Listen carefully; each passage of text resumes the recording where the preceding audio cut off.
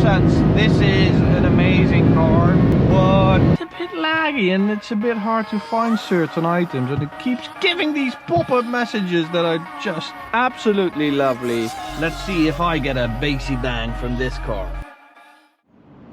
Good morning, ladies and gentlemen, and welcome to this beautiful Saturday. Welcome to the all-new Audi RS3. Now, we've already done a review, Max has already done a review with this car in Spain on a beautiful road actually, and on track. So if you haven't seen that video, go check it out in the top right corner.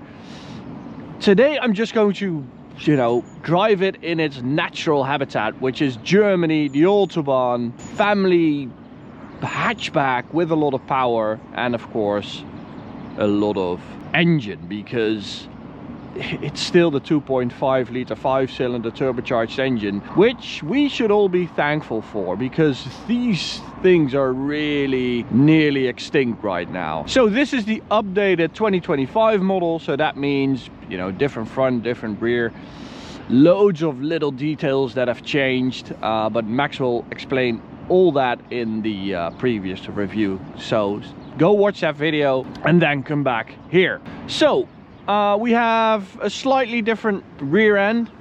I'm going to really cut to the case here. There is an optional sports exhaust which is fitted on this one. It actually sounds really good. When you sit in the car, you're like, nah, it doesn't have to be any louder. So even though we have this OPF filter and stuff, it still sounds like that ready 5-cylinder. It really is that experience that you want in this car. So we have 3 different tire options. A Bridgestone Potenza, which is the entry-level tire, the P0R tires that are on this, and Pirelli Trofeo R tires, which is a semi-slick. That's for when you drive this car on track. We have 2 different brake options, which is steel or carbon ceramics, and with the carbon ceramics, which is in this RS Dynamic pack, it also comes with adaptive suspension and a raised top speed of 290. Now if you get the steel brakes, it's 250 or optionally 280. So that's quite complicated, I think. Now let's have a look at the engine. Of course, it's a 2.5 litre aluminium engine, turbocharged 5-cylinder. It's 400 horsepower, 500 Newton meters. It's absolutely lovely. It's equipped with a DQ500 dual clutch S-tronic gearbox. It's just lovely. It's really lovely. But my question of today is, have we taken it a bit too far with the hot hatch? Because we're calling this a hyper hatch or something like that. And yesterday I came out of the new Cupra Leon VZ 2 litre TSI, and I thought, wow, that car is really capturing the essence and the spirit of a true hot hatch. Front wheel drive, great engine, loads of speed, limited slip diff. You really feel connected to the car. You want to drive it, you want to hoot around in it, and not sure if that's the case with this. This is way more serious, way more serious. On the inside we have these beautiful RS seats, this new type of steering wheel that I not really like. It's a bit weird in shape and it keeps complaining that I have to hold on to it. And as I said, I just came out of the Cupra Leon. The infotainment system in the Cupra is way better, way more responsive, it's way easier to use. It's a bit laggy and it's a bit hard to find certain items, and it keeps giving these pop-up messages that are just frustrating. So not really sure about that. So if we press these 2 red buttons that in a different brand are like there, not suggesting anything here, you can go into various driving modes: RS individual, RS performance, torque rear. We're going to select performance. Max has done quite an elaborate review of the torque rear in the previous video, so I'm not going to talk about that and what we think of it. Oh, that's a lovely bassy bang there on the upstart. Now, Let's see if I get a bassy bang from this car. That really didn't make any sense, but whatever. Okay. So as I said, you get that lovely sound. I mean, this is the optional sports exhaust. Go get it because it sounds really, really good. If you want even more sound, you can get the Akrapovic. Well, you can also get it from autobahn.shop. And then it also sounds even more lovely. Let's go into manual mode for the gearbox and see what it is like. It's rev limiting at 5,500 right now. I guess it wants to give the oil a little spin before we really start pushing it. 0 to 100, 3.8 seconds, which is exactly what I just tested or measured on the Autobahn. Very grippy. Oh, it just picks up and goes.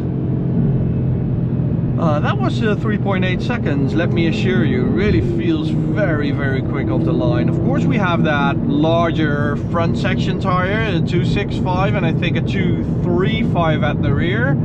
So the basis of the car is front wheel drive, and you do feel that. You do feel that you get pulled instead of pushed.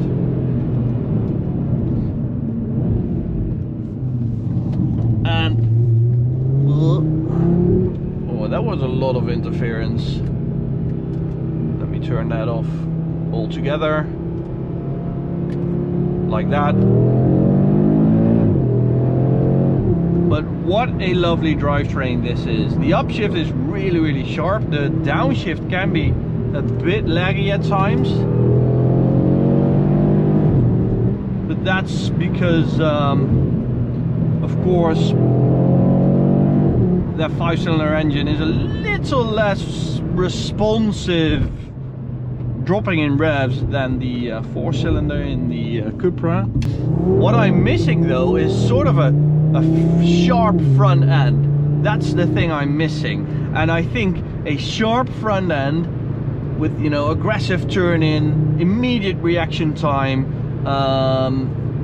that's the essence of a hot hatch. That's something I really appreciate with a hot hatch. And this, if you turn in, it feels a bit heavy and like it first has to set and then all the weight just goes round.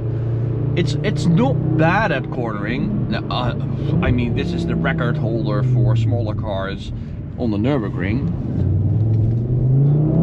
but it's not really, you don't really have this beautiful connection with the car. You hardly ever have. It's really fast, but you're sort of a passenger, I feel like, instead of this wholesome connection with the car. Let me turn on the speedo cam. So this is equipped with the steel brakes, which normally means 250, but we have the optional package with 280 km/h top speed. Unfortunately, we don't have the carbon ceramics.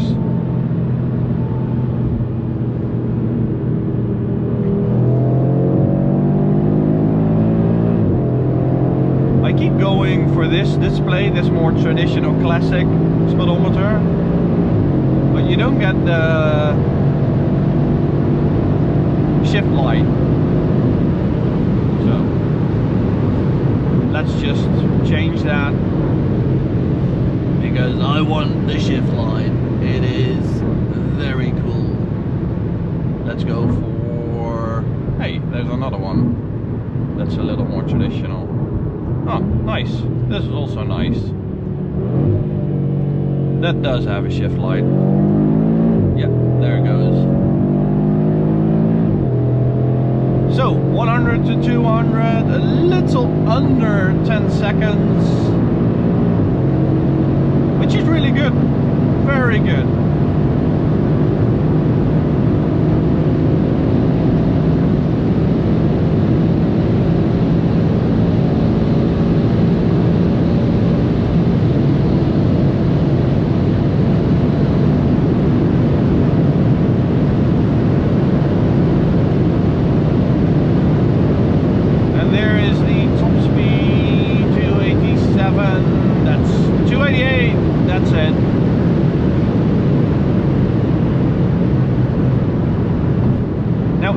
carbon ceramics, you only get them on the front axle, not on the rear. Not that it really matters, because like heavy braking, it's mainly that front axle that does all the work, because all the weight shifts to the front.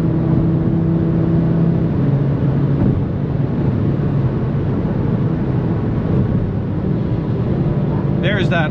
The downshift is just not as nice as the upshift.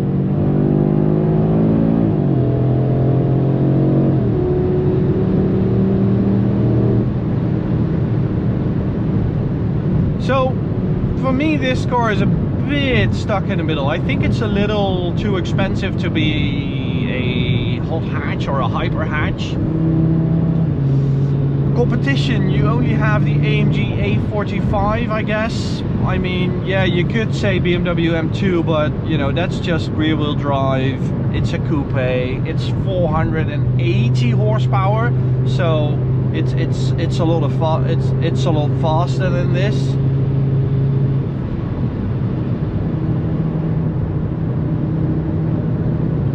And that to me feels more like a serious sports car, and this, well, yes, it's a hyper hatch, and I mean, theoretically you could use it as a family car, but you know, my kid would have 0 to no leg room, and maybe an Audi S5 Avant would be the better choice, which is in sort of the same price range.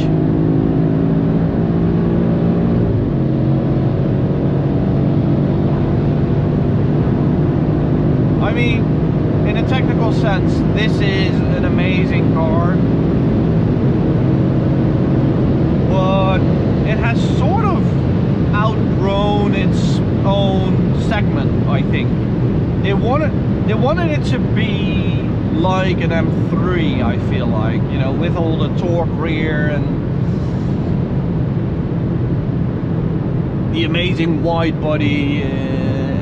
Everything about it screams that it wants to be more than it once was, because let's not forget that the original RS3, the 8P generation, was sort of just an A3 with a 5-cylinder. It was really fast and